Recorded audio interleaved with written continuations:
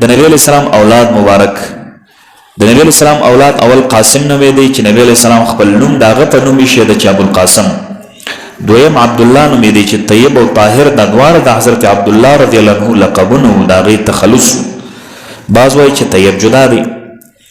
بل لور د نبی علیہ السلام بیبي زینب وا، رقیه وا، ام کلثوم وا او حضرت فاطمه وا. حضرت فاطمه په ټول صاحبزادگانو کې کوچنی صاحبزاده وا او نور صاحبزادگان مخکې تر اسلام راوړلو په طفولیت کې وفات شوی و. هغه نارینه او زنانه چې دا هغه اسلام راوړی و غټیانې سوي وي او په اسلام باندې مشرفیانې سوي وي او دا ټول د حضرت بیبي خدیجه الکبرا د نسل څخه وي، د هغه د نسل څخه وي او دا غینه بعد د ماریه قبطیه د نسل څخه د نبی علیہ الصلوۃ والسلام مبارک یو زوی پیدا شوی دی چې حضرت ابراهیم نومې دی رضی الله عنه. او بعض علما وایي چې د اویا ورځو سو بیا وفات شو، بعض وایي چې د 2 میاشتو وفات شو، بعض وایي چې د 12 میاشتو وفات شو.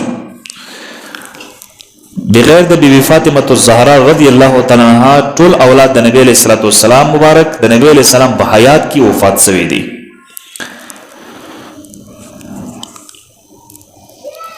او حضرت زینب ابو العاص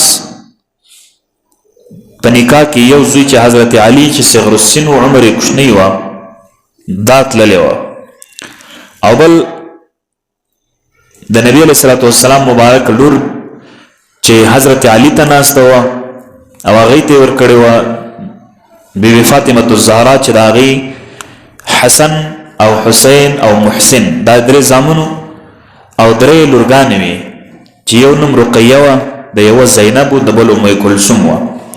محسن چې د حضرت علی زوی رضی الله عنه دا په کوچنیوالي کې وفات شوی او رقیه هم مخکې تر بلوغ وفات شوی او زینب عبد الله ابن جعفر په نکاح کې رااله او د هغې یو زوی پیدا شو چې حضرت علی یې نوم او د عبد الله ابن جعفر سره وفات شو.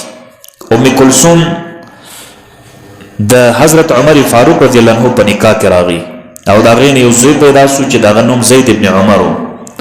د حضرت عمر رضی الله عنه د وصال بعد د عون ابن جعفر سره په نکاح کې وسوه او د هغې نه بعد د محمد ابن جعفر سره په نکاح شو. د هغې نه بعد د عبدالله ابن جعفر په نکاح شو. او حضرت رقیه بنت النبي صلی الله علیه وسلم د نبی علیہ السلام یو لور چې رقیه وه دا د حضرت عثمان ابن عفان په نکاح رااله او د هغه څخه یو زوی پیدا شو چې نوم یې و عبدالله چې په کوچنیوالي کې وفات شو.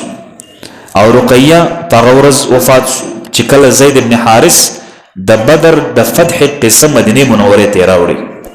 د هغې نه بعد ام کلثوم حضرت عثمان رضی الله عنه په نکاح کې رااله او د هغې عقد د حضرت عثمان سره وسوله په 5 هجري کې چې انتقال شو. او حضرت عثمان څخه مخکې حضرت رقیه د عتبه او د ام کلثوم د عتیبیه په عقد کې و چې د ابولهب فرزند